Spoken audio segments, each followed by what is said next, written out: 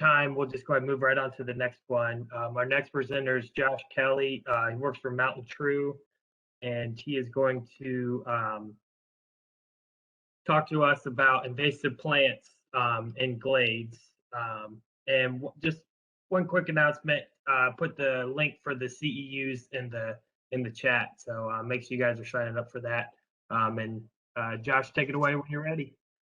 Thanks, Drew, and thanks, Leslie, for a good presentation on the diabase barrens. That's a really good intro to what I'm going to talk about, because I'm talking about another kind of bird community in a different part of the state.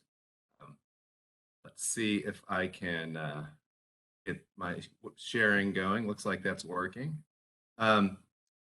Yeah, so I'm going to talk with you all about invasive plants in low elevation basic glades. And I'm going to spend most of my time actually talking about the habitat of the glades, and a little bit of time talking about the invasive plants. Yeah, to talk about glades, need to do a little intro on natural communities in case folks aren't familiar with that concept. I assume most of you probably are, but just in case, I want to bring everybody along for the ride. Natural communities are groups of species and their environment, and they often occur in patterns on the landscape based on environmental factors. The low elevation basic glade is the name that the North Carolina Natural Heritage Program applies to this type of species-rich rock outcrop community in the southern Blue Ridge primarily, and somewhat in the adjacent Piedmont, but mostly this is a southern Blue Ridge natural community. So, one thing about this nomenclature I find a little confusing, low elevation basic glade, because low elevation basic glades aren't necessarily that low elevation. They can go up above 4,000 feet in elevation. They can occur down below 2,000 feet in elevation, but they have this low elevation tag on them. I guess that's in light of the fact that elevations go up to 6,000 feet in Western North Carolina. So that's the real high elevations. And another thing about the nomenclature of basic is that these sites are not necessarily basic in the sense of pH. They can have what little soil is on them tends to be acidic. The rock tends to be very hard and crystalline, and the basic, I think, refers to cations in the parent rock, like magnesium, calcium, iron, and manganese. These are primarily rocks that tend to have some mafic or ultramafic influence. Low elevation basic glades, they are sloping rock outcrops more so than vertical. So in the photo here, that's more of a cliff. At the top of that cliff, you're going to find the sloping rock outcrop that's going to be more of a glade. In other parts of the Southern Appalachians, different nomenclature is used for pretty much the same natural community. So the Virginia Natural Heritage Program, for example, calls these mafic outcrop barrens. Their definition leans on the idea that barrens are sloping while glades are flat. I think this is kind of splitting hairs to some extent, but just be aware that the nomenclature might be particular to the state you're in and the agency in charge of cataloging the natural communities in that state. Also want to be clear, in addition, we're not talking about cliffs. We're also not talking about granitic domes. Granitic domes can also have sloping rock outcrops that have dense mats of vegetation on them, but they're quite different from low elevation basic glades. This is a granitic dome in Panthertown Valley, and you can see the mats of vegetation, but the vegetation and the surrounding forest is very acidic in character. Lots of mountain laurel and rhododendron, lots of pines, etc. Low elevation basic glades tend to be embedded within more rich forest types that have open understory and tend to lack evergreen heaths and things of that nature. So we're really talking about these rich rock outcrops, like the one pictured, with a combination of bare rock and soil patches, thin soil patches with really diverse plant communities. The rock tends to be highly textured. So in this photo, you can see an outcropping. You can see the garnets poking out there. You can see the crystalline nature of the rock. So as opposed to a granitic dome would be very fine-grained and smooth textured. These rock outcrops tend to be very coarse and rough textured. And I think this helps to build the soil mats that are so important to their character. And these are really, very much grasslands. Big blue stem, little blue stem, poverty grass, various grasses, all sorts of flowering plants, and definitely pollinators like the butterfly in the photo. Just to take you all through some of the characteristic species that you will be likely to see on a low elevation basic glade. Rock club moss. I have the old name for this, Selaginella in my head. So this is Selaginella rupestris. Blunt woodsy is another characteristic species, a type of fern. More of that highly textured rock, and Cary saxifrage tends to be the typical saxifrage of this community. To some extent, you can get Micho saxifrage as well, but that's not really an indicator of this community. Cary saxifrage very much is. So this is what the structure of these communities look like, and really good examples. Very open in the interior, very much like a grassland. And then around the edges, you can get a feel for some of the woody plants. And one of the major woody plants in these communities are ash species like white ash and Biltmore ash. And unfortunately, as you can see in this photo, those are being really decimated by emerald ash borer beetle. So lots of changes are occurring, lots of disturbance in many of these sites. Another characteristic tree species that tends to be associated with these are eastern red cedar. And there is a unique type of this community called the cedar hardwood woodland that refers to those dense patches of cedar. Usually cedar will just be scattered individuals, but on occasion you'll find dense patches that form a cedar hardwood woodland community that is allied very much with these low elevation basic glades. These sites can have a fascinating mix of species that excel in very dry conditions, like prickly pear cactus, alongside of species that excel in very moist conditions, like Appalachian Phacelia and fernleaf Phacelia, growing both here together, along with, just about any plant you can imagine growing in the surrounding forest, you can find in microhabitats in these rock glades. Allegheny stonecrop is very much an indicator of this type of habitat. And another woody species that is very common is hawthorn of various types. Usually I cannot identify the species, and if you can, I'd love to spend some time with you if you are a hawthorn expert. Beard tongues of various species, particularly Penstemon canescens and Penstemon smallii, are quite characteristic of these communities, as well as flowering spurge, very much characteristic of this natural. Other grassland species like Indian paintbrush are always welcome to see. And one fascinating thing about these communities is they tend to be quite small, on the order of a couple of acres at each site. The maximum size in this community is about 90 acres in North Carolina at Shelton Mountain in Jackson County. But most of these sites are, 2 acres, 5 acres. A big one would be 10, 15 acres. And there's a lot of difference in species composition between sites. And in fact, Indian paintbrush is a species that I've only seen in a handful of these, maybe 4 of these glades, and I've visited dozens of them.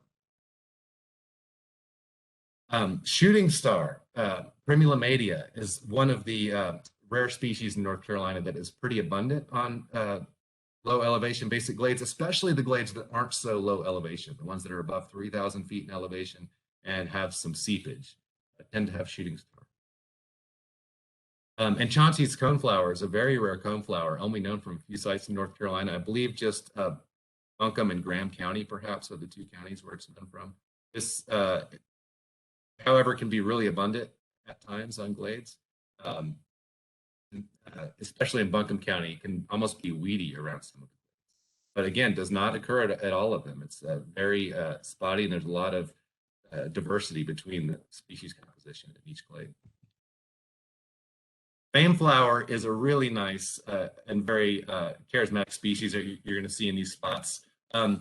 It's very succulent, as you can see by those small round leaves, and it's if you haven't seen this, it's pretty noteworthy in that it only flowers in the afternoon, typically 2 to 3 p.m. in the afternoon. So it's closed for most of the day, and it's about 2 or 3 p.m. Flowers open. So you can almost tell time by the flowering of the slope. Carolina lily is another plant you're going to see on these. Not really restricted in any way to these, but does quite well in glades. Allegheny onion, definitely highly associated with these rich rock outcrops. And this is a species that I think has been overlooked quite a bit in North Carolina. It tends to key to Allium cernuum, but when you really get into looking into the details, the flower color is much different, kind of a pink or magenta as opposed to white. It has a urceolate, or kind of blueberry flower shaped or urn-shaped flower, and flowers much later than is documented for the nodding onion. So this tends to flower July through September. Well, the nodding onion tends to flower in the spring. A couple of more of the kind of rare or unusual species in these glades. One on the left is a little mustard, Arabis adpressipilis. I don't know of a common name for this, but that species epithet adpressipilis refers to those leaves that are adpressed to the stem. And I think this is known from less than 10 locations in North Carolina, all of them on these sort of rich rock outcrops. And roundleaf serviceberry is another nice shrub that is highly associated with this kind of habitat. Stone mountain mint, great example of kind of a mountain mint that you basically only see in this habitat. There are over a dozen species of mountain mint in the southern Blue Ridge of western North Carolina, but stone mountain mint is one that you're basically only going to find on these rock outcrops. And Virginia wild rye is just another example of the huge grass diversity that you're likely to see in these kinds of places. Narrowleaf milkweed is a species that I think is pretty common in the coastal plain, but I've only seen it in 2 locations in the Blue Ridge in 20 years of exploration, and they're both in places like this, in these rich rock outcrops. These are, long-term refugia for these grassland and savanna species in the mountains. Couple of other plants. Again, we had narrowleaf milkweed. Now we have narrowleaf mountain mint. And oftentimes those narrowleaf plants are adapted towards droughty conditions. Their leaves don't transpire as much water. Branching draba is another rare species that's associated with these rich rock outcrops. And as is mossflox, just a lovely species. This is, mossflox is often seen in people's yards, but that's really a different beast than this mossflox that you find on these outcrops. Mossflox was actually taken from North America centuries ago and taken to England and bred into a horticultural species. And so basically what you see in people's yards is very different than the rare species that's on these rock outcrops, which is Phlox subulata. And in addition to all the species I've shown, there's some really neat kind of botanical mysteries in these habitats. This is a mustard in the genus Borodonia. It's currently lumped inside of Borodonia livigata. But this individual is different in numerous ways from Borodonia livigata. It has much narrower leaves. And those leaves have some much smaller auricles, which are little earlobe-like structures on the base of the leaves that clasp the stem. Also, much smaller flowers than typical livigata, and smaller seeds as well that are differently textured. And this is basically a species that is out there just waiting to be described. It has also a really typical blue-green color, kind of a dark blue-green, different than Borodonia livigata. So if anybody knows of any grad students or any folks that are interested in taxonomy, this would be a nice one for someone to work on. Glade blue curls is one that I believe occurs at the diabase barrens that we just heard about from Leslie, and also occurs on a couple of these glades in Buncombe County. Very rare plant in North Carolina. Also occurs in true cedar glades, these flat limestone glades in Tennessee. Quite characteristic of all those habitats. And just end up here with a story of a real neat plant that I helped discover on these outcrops. And I was out exploring one of my favorite spots in the spring of 2018. I came across this plant that I assumed to be some sort of sunflower family aster plant. I didn't recognize it, and I actually put a photo of it on Facebook and asked if anybody knew what it was. And Alan Weekly responded that he thought it was probably Symphyiotrica pratense, which is a which is an aster that had been collected in North Carolina by Thomas Nuttall, I believe, in like 1812 or 1816, and hadn't been seen since. So went back to the site with Wes Knapp from Natural Heritage Program that fall, and sure enough, it was the barren silky aster. But this is another case where this plant is a bit different than you'll find in the rest of its range, where it has much larger flowers with more florets and different kind of silky texture, or not necessarily the texture, but the length and the amount of hairs in the leaves and stem are quite different than the rest of its range. So it may be a unique taxon, maybe a variety, or maybe its own species. But just a lovely, lovely plant, and it only occurs on three locations in North Carolina. One of them only has a single individual, and it's probably one of the most endangered plants in the state. So when thinking about these spots, I think it's interesting to think about why they aren't forested, because a lot of these aren't very steep. I mean, look at this photo. The rock outcrop itself is no steeper than the surrounding forest. In some cases, these are less steep than the surrounding forest. I think there's a few likely scenarios that are I think plausible hypotheses. I'm not sure if any of these have been tested, but they seem pretty plausible to me. So I think drought stress is a big reason these stay open. These are large expanses of unbroken rock. They tend not to be cracked or fissured, and they tend not to allow deep accumulation of soil. And this allows for them to have extreme drought stress that tends to kill woody plants. Another one is exfoliation, and also fires. So let's look at this photo here. It's a great example of one of the ways you can spot these on the landscape. So I'm on one glade, and you're looking at the margin of the glade, and look at how the oak trees in the margin of this glade are extremely drought stressed, already browning out in September. And you can look across the valley towards the peak of that knob and see another brown area. That's another glade where the trees are being extremely stressed by the thin soils, and perhaps something in the geology as well. I'm not sure if there's any mineral composition or cation dynamics in the physiology of the plant that would cause that drought stress, but certainly these places have extreme drought stress, and it seems to kill large trees and prevent trees from colonizing these little grassland islands in the forest. Exfoliation is observed on a lot of these rock outcrops, and also on granitic domes. This is a phenomenon where the soil mats get too saturated with water and kind of roll up like a carpet and just slide off the mountain. So you can see here some exfoliation that has happened recently. This is a pretty wet spot in the glade, and here's a spot where you can see, Solomon's seal in a dense patch, which is, a species we think of as being kind of a rich cove or mesic forest species in the mountains. But it does great on these glades.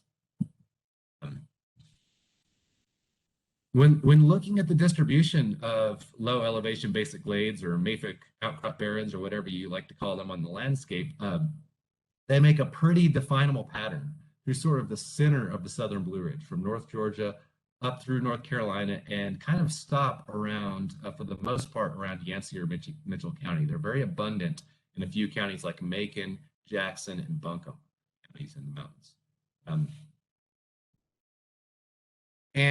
So that gets to their conservation significance. These are very high biodiversity sites, and these have been long-term refugia for grassland species. In Reed Noss's Forgotten Grasslands of the Southeast, he claims that there's evidence that these sites have been grassland refugia into the Miocene and possibly beyond, so millions of years potentially. Dozens of rare plant and animal species are dependent on this type of habitat. And as I mentioned before, these are very different between sites. So, the diversity of these sites, at a single site, there may only be 75 species of vascular plants, but if you were to look in the sum total of these sites, you'd be looking at 700 or 800 species of vascular plants would be my estimate across the range. And their estimated total acreage is approximately 3,500 acres globally. So this is similar in the total acreage to G1 natural communities like grassy balds.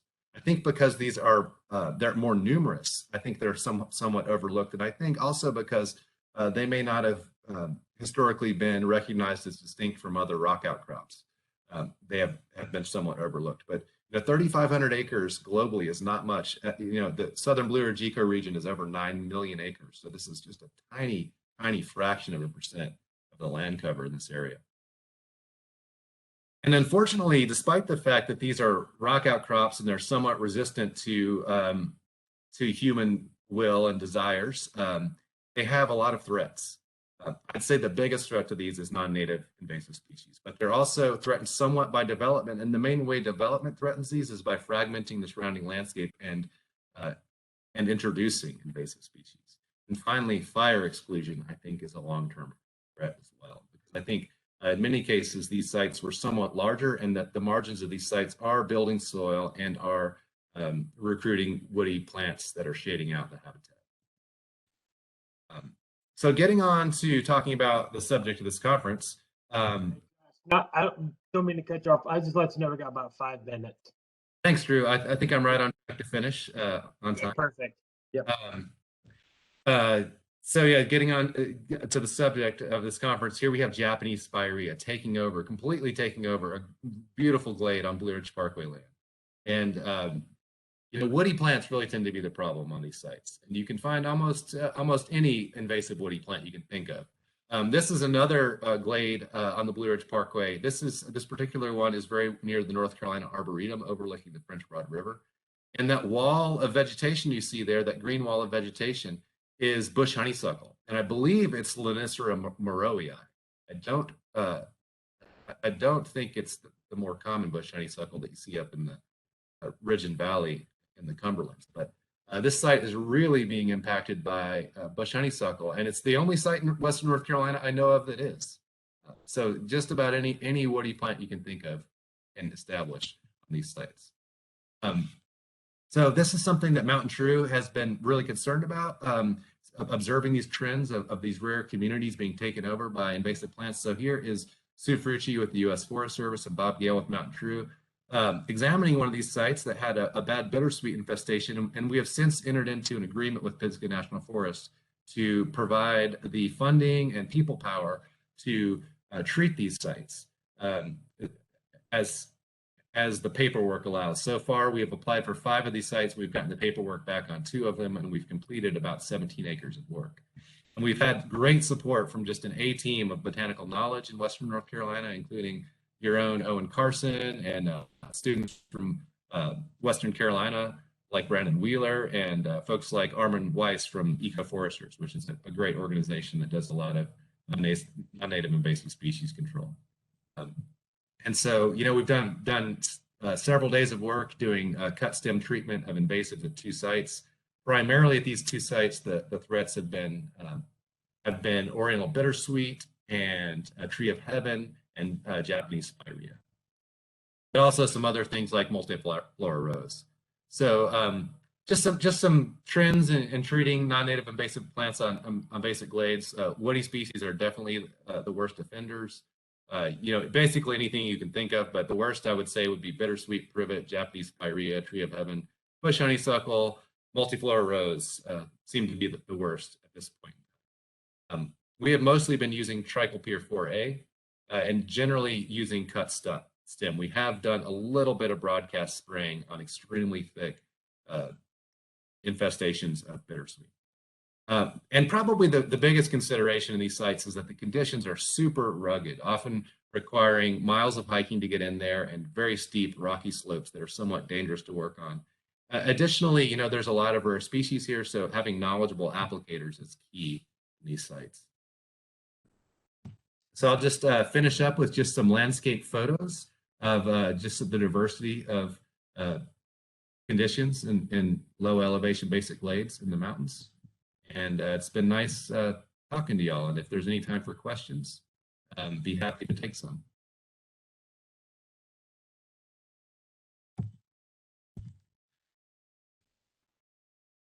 Thanks, Josh. That was really interesting. I wasn't even aware that the glades even existed, and then every single one of those plants I obviously never heard of. So that was super interesting to get to learn about that and all the the rare just learn about more of the rare plants that we have in the state.